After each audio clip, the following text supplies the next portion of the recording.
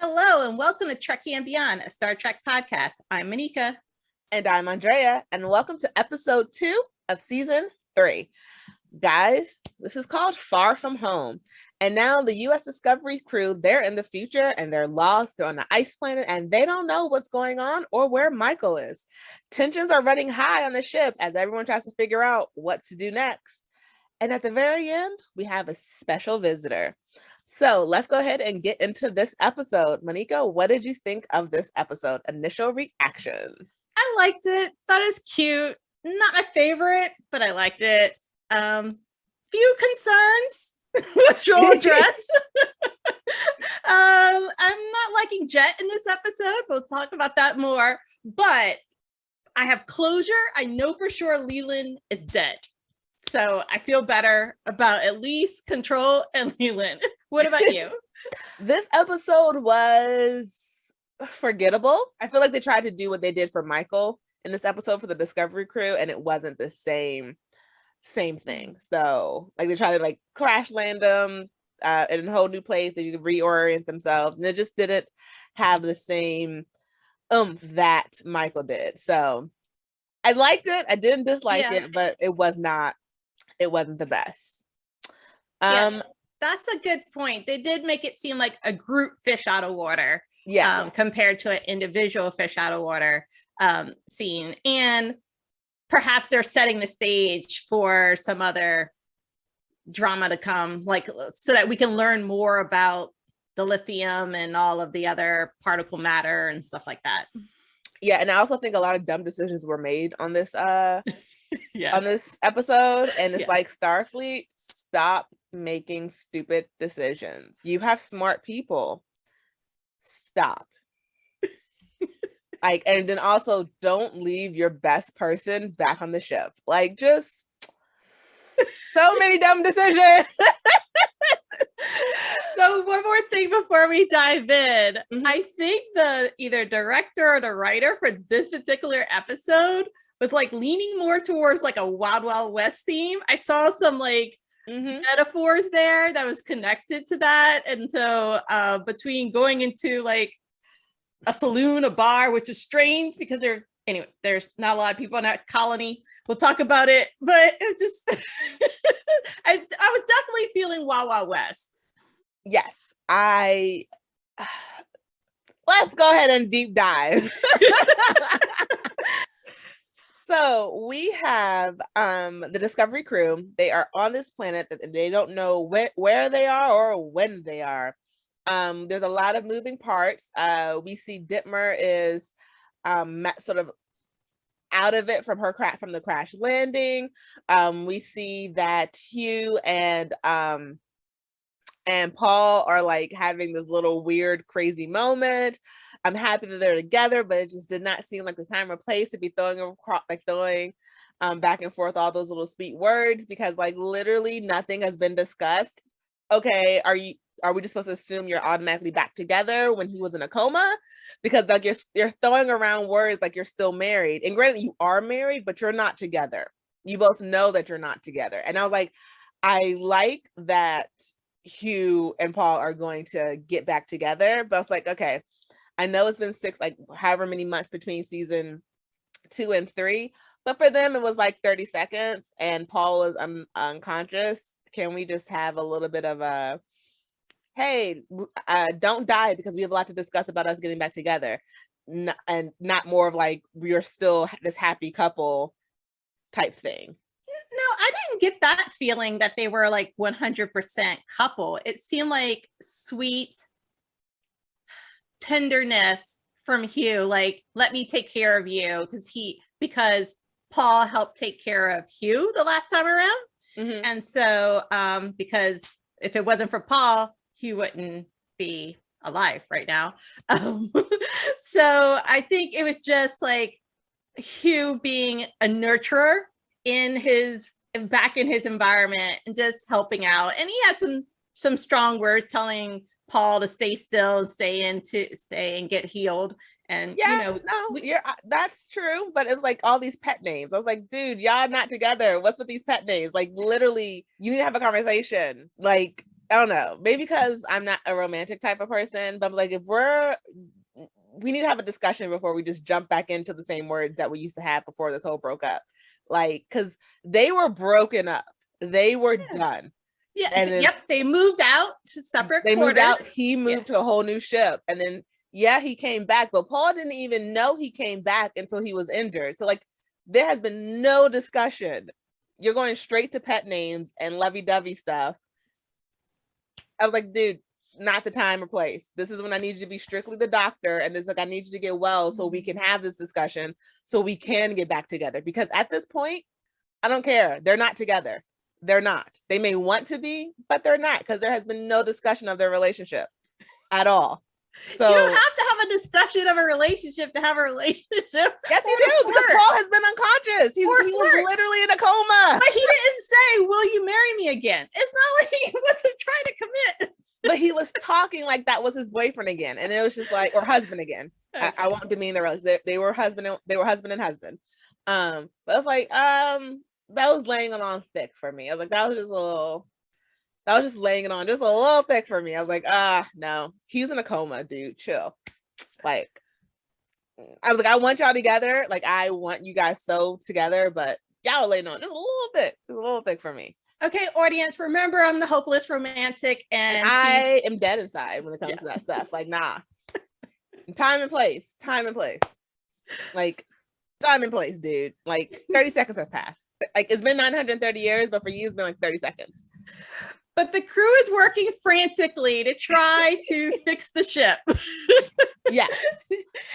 And they find out that some of their systems are down. And so they pair up. Systems are like basically down. Yeah. So they can't fly out of this parasite ice formation that's growing around them that they thought was a good place to land. But little did they know, nope, it's not. And then also their communication systems are down, so they can't call out. Even to themselves. Like, they can't even talk to themselves on the ship. Like, they have to all run old time. Go run and tell them I said this. They also don't know where they are, and they don't know when they are. So in the time, there's a lot of unknowns here. Yes. And so Tilly ends up finding like a settlement in walking distance from the ship. And so that's their this is a note, like there's life there, like wherever they are, it's life. So that means that's their first knowledge that they accomplished their goal, that control did not take over. And so they decide, like idiots, to only send 2 people to go to this settlement, no weapons, to get their communication communication module, whatever they need that to be fixed, to get fixed. And I'm sorry, I got that Giorgio was like very, in her evil way, was trying to like, look, we need to find Michael. Like, that was her priority. But like, and Saru, I know you and her have this like little, like, you guys are not on the same level, like you just can't mesh, and I understand it because she eats your people, and I totally get that, Saru. But like, y'all should have brought her like on with you, because Saru, you can fight, but not really. You choose not to. Tilly, I love her, not the best in a fight. Unless there's like outrun. He can outrun, but then he'll leave Tilly behind. So it's like, and Saru's first choice is not to fight. Like, it's always to use words. And sometimes you need someone who's about that action.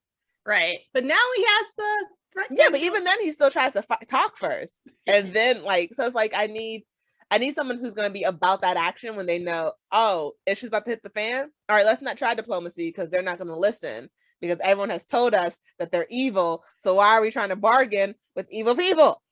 You need someone else there. But it was nice to see a different type of aliens that we didn't see in the first episode, because I don't remember seeing this type in the first episode with Michael. And these people were a lot more humbled and scared. I'll say less humble, more scared. And they had a right to be scared, because there's some guy named Zahir who is basically exploiting them, making sure that they can't go anywhere, and they can only buy their stuff from him, which made me wonder, how are they paying him? Because if he destroyed their mining company, they said that Zahir destroyed their mining equipment, killed the other courier, so they're not mining anymore to sell the stuff that they mined. What is Zahir, like? How are they paying Zahir? Like, is he a pirate who's giving them free stuff? how are they paying him?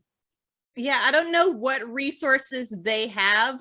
Maybe they have, well, they said that this planet has some elements that are not in the periodic table that we know of at that point in time of the time that we left. So there may be minerals there. That's But like, how are they, if they're a mining company and he destroyed their mining equipment, how, I didn't understand that part. Like, even when I watched it back the second time, I didn't understand how they were paying him. Right. And if there's less than 100 people in that, if it's a small colony of like less than 100 people, is it really enough to have a bar? They must party a lot. Or at least want to drink away their sorrows. Yes. Like, we're going to die here. We're going to live here. We're going to die here. I'm going to get drunk here. Right. And all of it's imported in from this guy, from this pirate. Yeah. So it was just I was just wondering, I was like, how is, unless he didn't destroy all their mining equipment and he just left enough for them just to make enough to pay him. I don't know. Things are out there, but we see that this mining company, which is goes back to the old Western theme, and like their saloon, they're quick to draw weapons onto Saru and Tilly, and Saru, mostly Saru, talks like their way out of it, basically saying that we have enough dilithium crystals to help you repair your ship, but we need this repaired. And you see there's the people who's like, oh, we can't go against Zahir because he's gonna come and kill them, like he's just that evil. And then we see the hopeful guy Cal, who's like, no, my brother stood up for this. And it was very interesting. He's like, when my brothers died, I was like, oh, you're gonna die this episode. I shouldn't laugh, but it was like the moment they say everyone in my family has died for this, I'm like, yeah, and you're gonna die as well, because the fact that you said that out loud, the trope means, you know, it calls for your death. What did you think about Saru's and Tilly's interaction with Zahir, the pirate courier, and how he was really smart to figure out they were from the past, but that whole interaction between Saru, Tilly, Zahir, and the bar people just seems so not smart. What did you think about that? So I agree with a statement that you mentioned earlier about going on this away mission, because I feel like they're leaving a ship, so it's an away mission, but this voyage to get the resources with more than just the two of them. Yes. With just Saru and Tilly, I think those are two kind of fairly naive folks on the ship. And hopeful. I'll say they're more not naive, because that is well, Tilly's really naive, but they're more naive in the sense that they're hopeful that everyone has good intentions. Saru is more hopeful that people have good intentions, and Tilly's just nice. Right. Very nice. And Saru told Tilly that he chose her over Giorgio because she makes a good first impression, but it might be good to have a good cop, bad cop in this kind of situation, someone to help balance out instead of just all really one-sided. So I think that, and then also, once again, as Giorgio pointed out, even before they left the ship, they would have known that someone landed, because there's several tiers to their like orbit or air. There's like I don't know, mountains in the sky. So there's like, so there's a lot of technology here, and they would have noticed that someone went through their gravity field and landed there. So therefore they should be on high alert. And so I think it's good to have Giorgio, because as you mentioned, like she has a bigger perspective, and she's also from the mirror universe. So it's just like looking at things differently. I also think they should have brought Nan there with them, because she didn't help on the ship at all. Maybe so. And there has to be other, like, Tilly mentioned a number. There's a lot of people on that ship. They should have been able 88 to bring crew members, but 72 who are not injured, and then if you include the injured, it's 88. Yes. But I noticed in a lot of the other away missions, whether it was to Control, whether it was to is it Terra Elysium, like they just set small parties of 2, 3, maybe 4. But not bigger parties like in some of the other Star Trek series. But this is the moment where you should have put more than 2 people. Yes. This should have been more than 2 people. But in the saloon itself, the 2 of them were really Like, I don't know. You could tell it was obvious they were fish out of water when Yes. they walked through the door. And then also they didn't run. The moment that Cal said, like, you need Run. to run, You like, have no weapons. You are not, Saru, I know you got those little pointy things in your head now. Right. You are not a weapon. Right. He reached down to get his phaser too late. Before he walked through that threshold, he should have had it behind him or something when he beamed into that saloon. Like, that was just weird. But so they didn't run. They didn't even hide the communication thing that they had to get fixed. So they just were behind your back, and they'll never see it. underneath He's the the table, super evil guy that everyone in this room is so afraid of. right behind the bar somewhere. They didn't hide it. I also don't think they negotiated good terms, like good terms for the dilithium, because they mentioned they have dilithium, but now, like, the colony could go back and ask them for more and more and more. Like, it didn't seem like a swift, I don't know, strategic navigation. Saru is not a good negotiator. He's not. I agree with you. He is not a good negotiator. He negotiates with the hope that everyone is honest. Yes. We don't need that. Not right now. Right now, you need Giorgio. Right. But good thing Giorgio didn't take no for an answer. Yes. And she walked the perimeter. Yes. And they found her, and then No. We're not gonna put that on Giorgio's name. They didn't find her. She let herself be found. I'm gonna go ahead and say that out there, even if I'm wrong. I'm gonna say Giorgio let herself be found. She let herself be captured, and she let herself be thrown into there, because Giorgio doesn't do anything without a plan. There's no way they got the drop on her and threw her in there like that. I feel like she was like, I'm gonna just let them think I'm this weak person and let them do that, so I get the underhand. Right. I think also, going back to Giorgio, I think she used Linus's sight to, like, see more about like where they were at and see the lay of the land. She's so freaking smart, and they just see her as a tyrant, but that chick is dangerously smart. Yes. And then she left, and I also didn't like the undertone from, was it Zarek, in which he stated, "Oh, just one woman." That's and that's why she let herself be caught, because Giorgio, she's sneaky. Yes, but she ultimately helped save the day. If it wasn't for them, I don't know what would happen. No. She did not help save the day. She saved the day. Put some respect on my evil woman's name.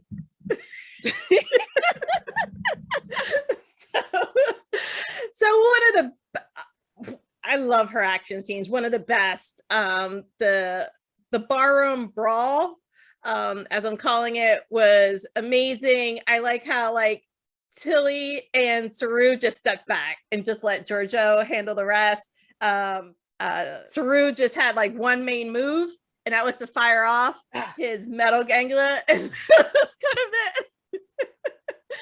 He didn't even try to run out with his with the communications device or anything, because by then sun had set, and so they were caught between a rock and a hard place. An ice in a hard place. Oh, very We're about nice. to do our deep dive into the rest of the episode, and we're going to talk a little bit more about the ballroom brawl between Giorgio and all of Zahir's crew. Because let's just be honest, it was between Giorgio and the rest of Zahir. That's why I had to say Giorgio allowed herself to be captured so she could be seemed weak in front of this Zahir guy, because Zahir was just awful. Saru, why are you still trying to bargain with this dude after you learn that Starfleet has no authority? That ever since the burn happened, like, you don't exist. And I understand that you don't really understand that to the full extent right now, but that guy in the colony who was on your side was like, Starfleet hasn't really done anything. You no longer really exist. You no longer have that real reach. Maybe listen to him, because the guy who was helping you, listen to him, be on your side. So don't try and bargain with or try to morally touch the evil man, trying to touch his morals. He obviously doesn't have any at this point. So this fight, in my mind, was between Giorgio and Zahir's men. And I just want to say I love how she decimated him after he shot her like 4 times. Yes. And she still wiped the floor. Yeah. And we know it affected, because at first I thought maybe she was wearing some type of suit where it wasn't affecting her, but we still saw the blood come from her eyes and her nose. Yeah. And she still decimated your crew. I was like, that has to be the biggest like L you have ever taken, to where you shot someone 4 times and she still was the one walking away.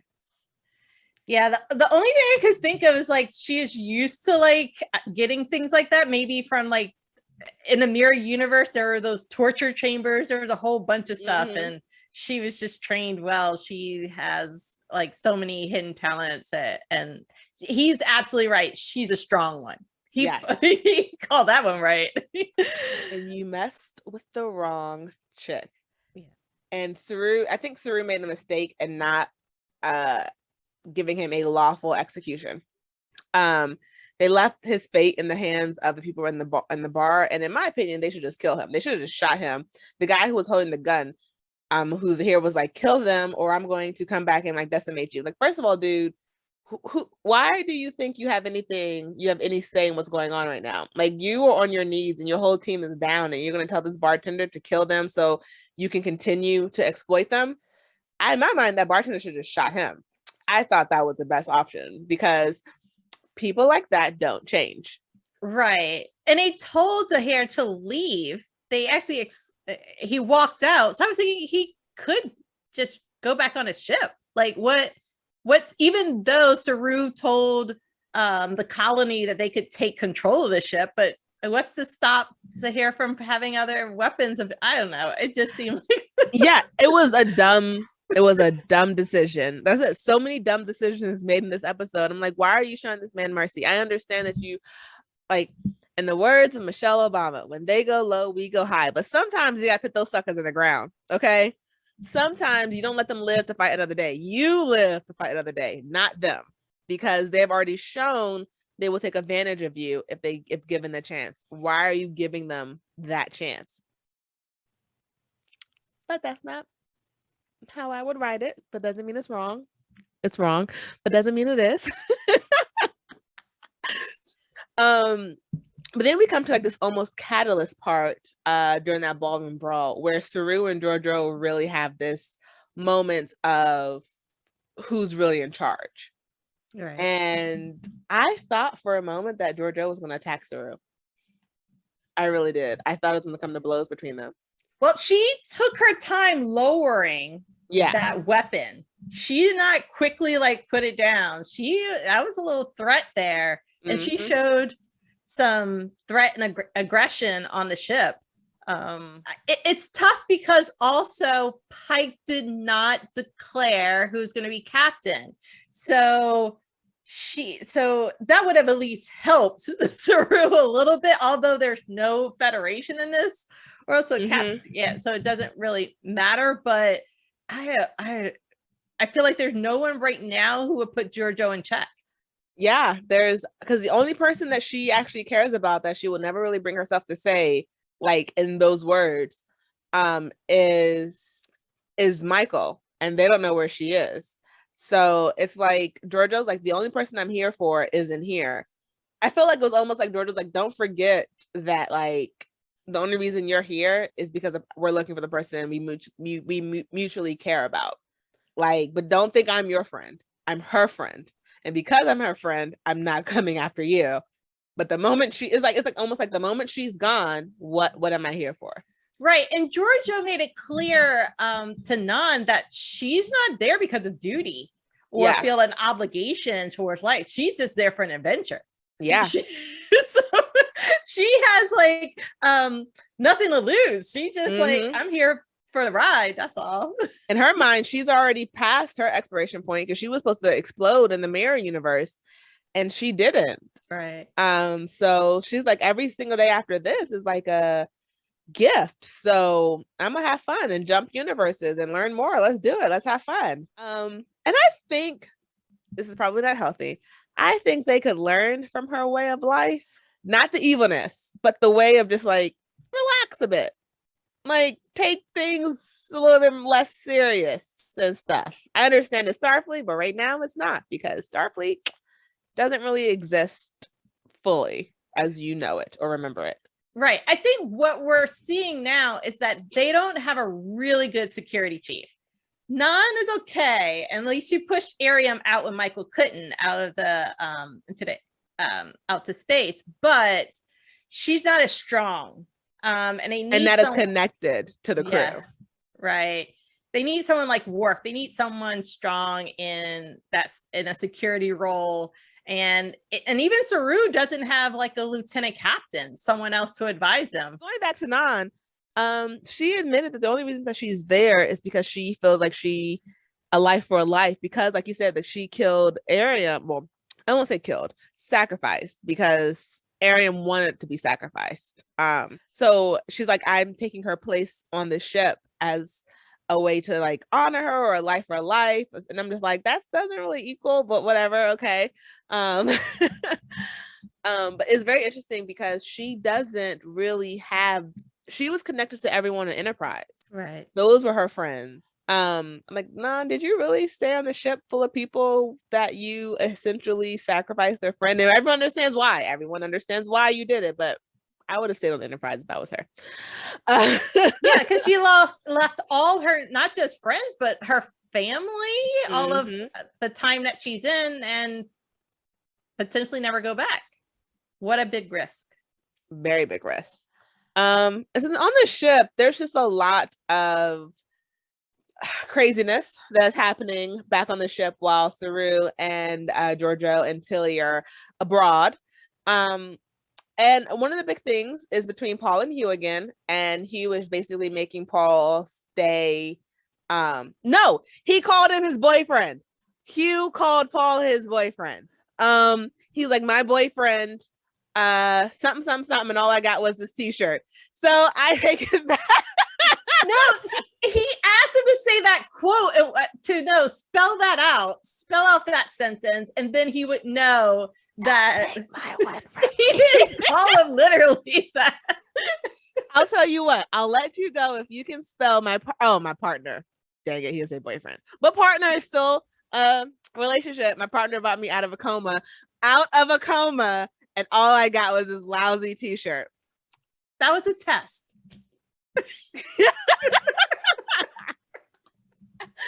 We'll call it a tie, because I won't relent.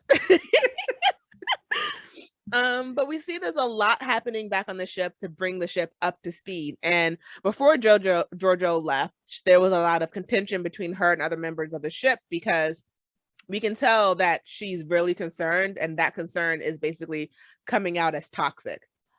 You don't know what you're doing, because she's scared, and she will never admit that she's scared. So she's allowing her fear to drive her emotions.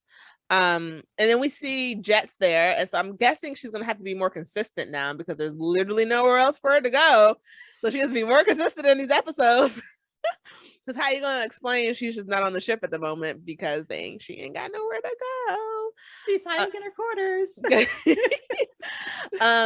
And we see that Jet is like basically pushing Paul, or pushing people to I guess like work past their issues, their pain, because like she hurt her back and she keeps harping on that. Jet has a very dry sense of humor that comes off very rude.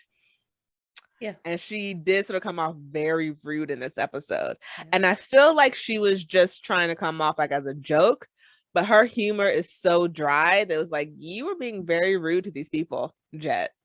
Yeah. You have more to say about that?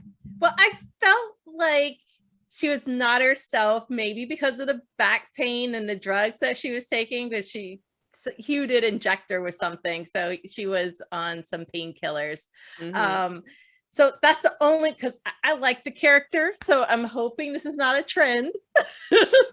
But there was a young guy, Gene, I think is his name, who is helping clean up the Leland mess. Mm-hmm. And Jet was not so nice to him, like clean up on aisle 4 or whatever, and Gene here, and I'm not going to remember his name, Skulu, but I don't know. We're all part of a team here. You're all like on We're all in this together. You're on this ice mound trying to get out. Saru asks everyone to focus and work together. Oh, in a time of crunch, let's just put those kind of things aside and let's just all focus on the big picture here. So I didn't like that. It felt a little classist. And I feel like that's like her dry humor coming out. She's like, in her mind, she's like, oh, that was a funny little joke. And then to probably June was like, this bitch. Yeah, like, that's the way I thought. If it was me, if I was Jean,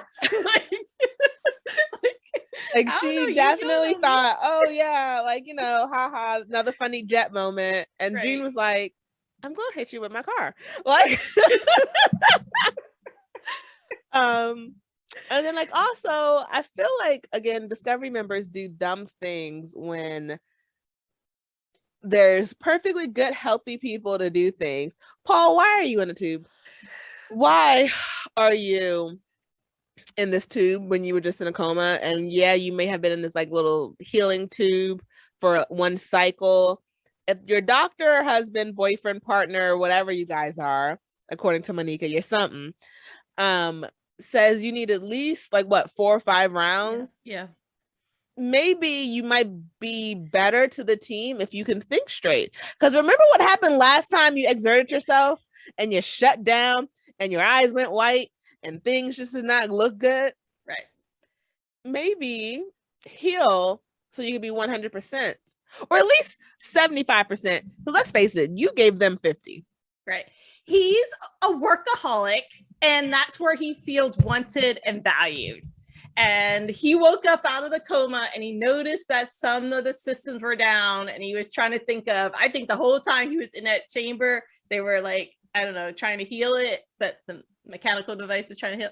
He was thinking, what can I fix? What can I do? How can I get back into my uniform and go down to engineering and fix something? And that's what he did. And Jet kind of eased, I don't know, she used a little reverse psychology to guilt trip him into it because she didn't want to climb up the tube.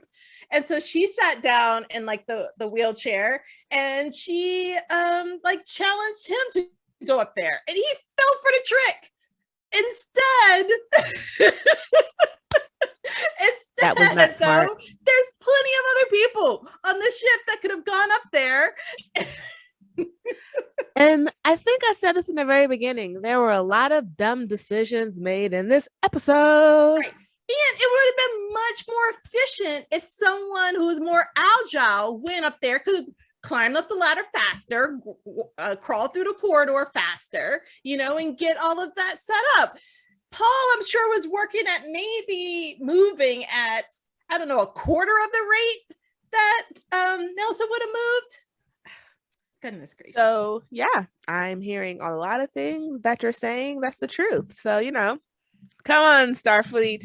It's been 930 years and you're still not making any better decisions. Bad move, Jet.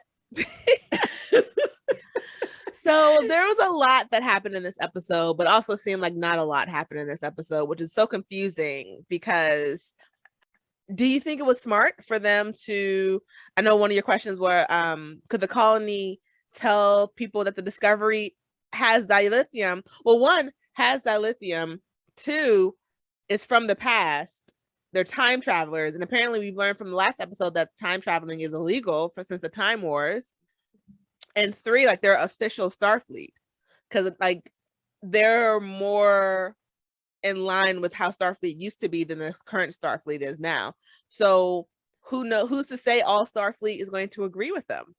So it's a question of they're not allowed to, people aren't supposed to know that they're from the past ish. That's what Saru said. So like, what do you think about that whole part? Yeah, I think they're setting the stage that we're not in Kansas anymore. Like this is the laws that Tilly was citing. Like that doesn't exist right now. And they could attract more attention. They themselves are like, I don't know. They have a lot of artifacts. They have some precious dilithium that everyone's looking for. They could attract more danger. Yeah. So, And they're grossly under weapons that equal right. anything that's out there right now. Right. Tilly didn't know she wouldn't know what programmable matter was, but like they're so grossly undereducated about where they are and like when they are that it's dangerous. Right. So should they go on the run? Like, I don't know. This could go into many different directions from here, right? So they're going to need more resource. They can't just rely on what they have for eternity. They're going to need some other resources and other help. And so they have to be careful about how they discreetly go about doing that. And perhaps the other Federation 2 ships that are out there that are either pretending to be Federation or a hybrid, maybe they would be apprehensive to new people, like new potential leadership, and people that disrupt their order and their plan or whatever. So just they may not all be like the other guy that we met last episode. Right. There might be a reason why they're not as connected. So yeah, I feel like there's more unknowns than knowns at this point. I agree. There are a lot of unknowns. So near the end of this episode, Saru and Tilly and Giorgio get a personal transporter and they're able to get back to the ship and they're quickly able to reestablish communications and they're like, all right, we got to get out of this ice. And we can see that the ship is trying to take off, but the ice is trying to grow just as fast because it's a parasitic ice. A tractor beam shows up and Giorgio immediately says, oh, it's Zahir's evil friends coming to pay us a visit. And Saru's like, well, we're Starfleet and we're going to face whatever as a group. I'm like, I have a lot of death conversations like next to each other. Like it was a pleasure serving with you and you never die. So, okay. I mean, I'm happy you're not dead, but I had that conversation a lot. And then we see it's Michael. And Michael, okay, I'm sorry. What the heck is on her head? She has her hair braided. That's a wig and it's a bad one. That's much better than some of her other wigs. Oh my goodness. It's a bad wig. I didn't like the half mohawk thing. Anyway. That's a bad wig. Bad wig. Bad Michael. But we see it's Michael and she's very emotional and happy to see her crew and they're very happy to see her. And they can tell that she's a little bit different. And she used to tell them, I've been waiting for you guys for a year. Which I thought it would be a little bit longer. I thought a year was a pretty short time to think, to wait for them. Like, did you think it'd be longer than a year for her or? Oh, I guess I didn't really think about it because also time is so strange and it didn't seem like a year to them, a year in Michael's time. Yeah, for them, they had just arrived right after her. Right. I had a feeling Mike was going to get a little head start. Oh yeah, I knew they're going to give her a head start. I just thought a year wasn't enough time. We'll find out if they need even more. Yeah. So Michael and the Discovery crew, we see that they're reunited, at least on screen, and that she saved the Discovery crew from being encased in that ice. And so I'm guessing next episode is going to be about Michael informing them of like bringing them all up to speed of what's going on. I know she's going to go back to Starfleet because as much as I don't watch future episodes, I cannot not see advertisements. And so I've seen that she's eventually going to get to. I don't know what time it takes place in, but like, do you think, so what you were going back to saying earlier, do you think there's going to be some friction because she hasn't been living under Starfleet rules for this past year? At least we don't know if she has, because last time we saw her it was a year ago, and so now a year ago to the show, so like now she's had a year of being in this world without them. Is she going to be a little bit more like Giorgio, or is she going to be more like she was?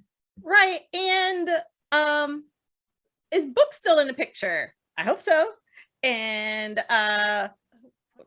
is she the pilot of this ship, or who else is on this ship? And like, there's a lot that we don't know, people. Right. The guy who was watching out for the signals, that he was doing that, and he, I guess, relayed a message. We'll find out. I'm speculating at this point. But I'm glad that I think that there. I think that would be the only way she would have found out if they were in the same sector. If they were in the same sector, that he could monitor. Or it's been a year, so maybe she's reached other sectors and she has told them. Again, we don't know. We don't know. Right.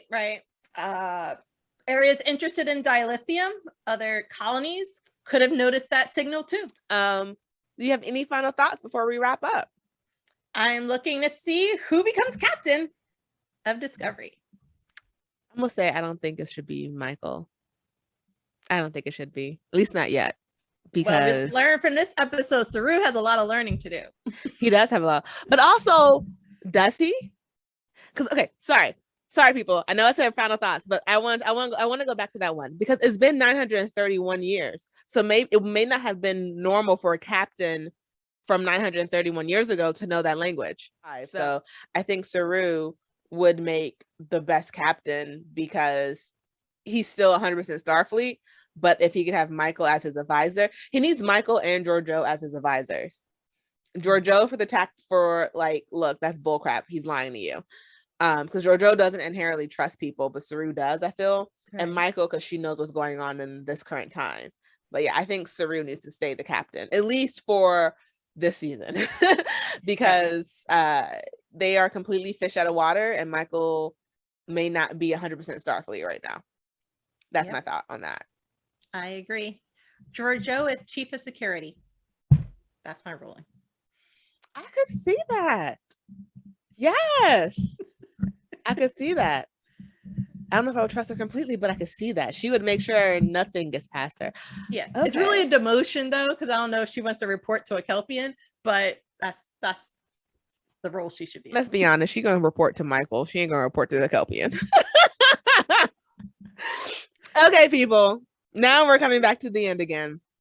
So again, thank you for listening. Thank you for hanging out with us. We hope that you enjoyed this episode and be back for next week. So as always, I'm Andrea. And I'm Monica. Live long and prosper.